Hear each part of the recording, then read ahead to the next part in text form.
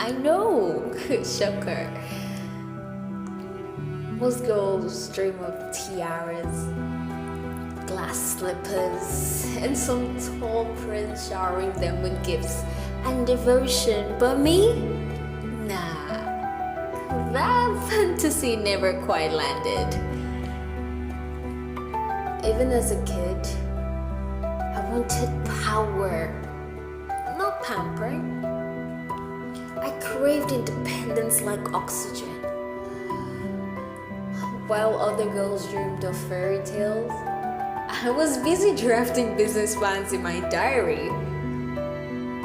If dad gave me money, I didn't run to the candy store. No. I added it to my savings or funded one of my many kiddie ventures.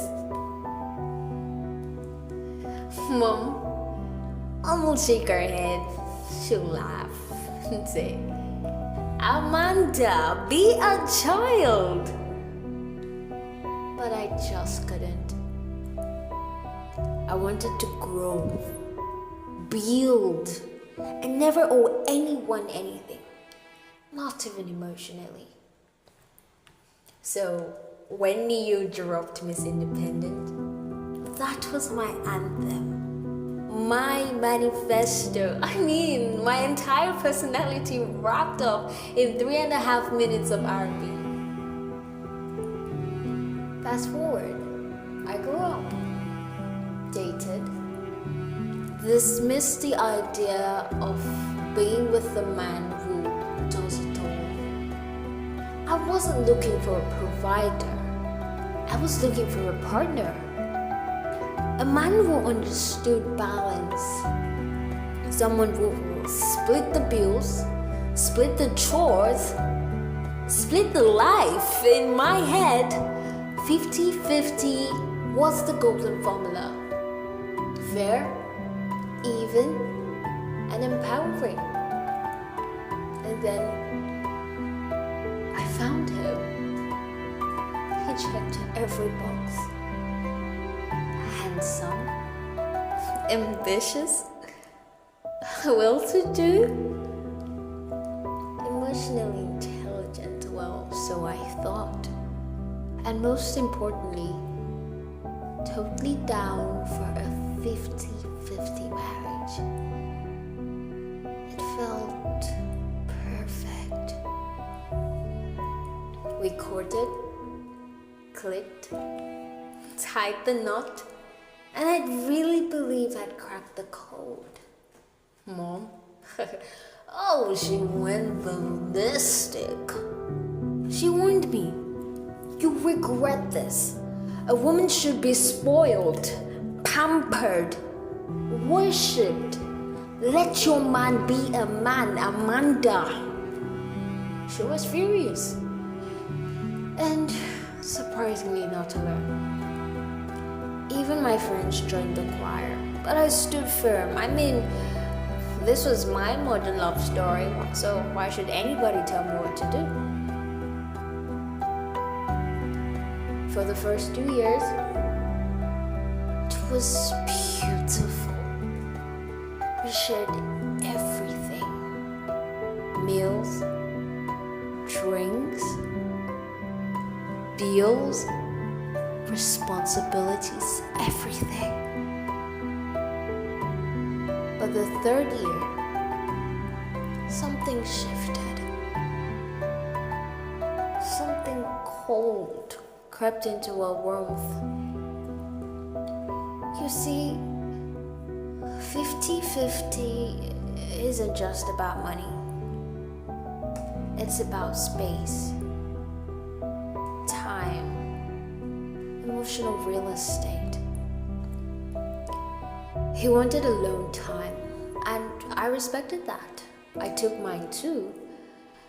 But his version of alone time turned out it included another woman. I confronted him, heart pounding, voice trembling. He looked me dead in the eye and said, "It's not what you think. We're not even intimate. You have nothing to worry about." Nothing to worry about? Try sleeping next to someone whose heart is in someone else's hands. Oh no, try smiling at dinner while wondering whose text made him grin all day. Okay, maybe try convincing yourself that being cool and modern doesn't feel exactly like being invisible. Year 4 bled into 5. He stopped pretending. Business trips got longer. Phone calls got shorter. Home became a hotel. I became a roommate in my own marriage. When I finally exploded, I told him I felt abandoned. I wanted us back. He looked at me with this icy detachment. You know what he said? He said, "You don't get to question my alone time. It's what you signed up for." And that's the killer part. He's right. He wasn't wrong. It's what I signed up for. See, in my quest to be fiercely independent, I gave up the intimacy of interdependence. I appealed to marriage where we were equals, yes, but also individuals. 2 islands floating side by side. Never touching, never merging, never one. And now I realized something brutal, but true. A 50-50 marriage can feel exactly like being single. Just with the ring, some paperwork, and a shared bed that grows colder by the night. If you're listening to this, don't get me wrong. I'm not saying women shouldn't be independent. I still am and always will be. But partnership? That's not about tallying spreadsheets or clocking alone time. It's about being all in. About sacrificing ego for unity.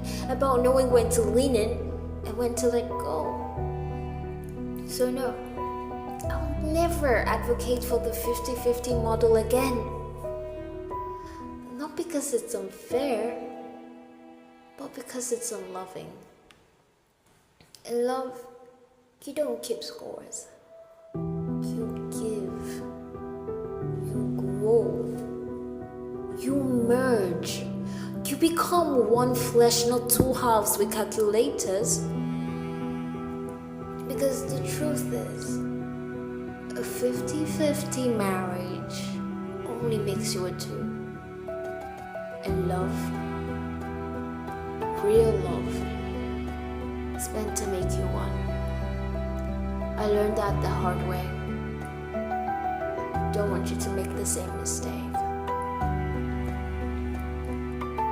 This is The Untold Truth with Emma Golden.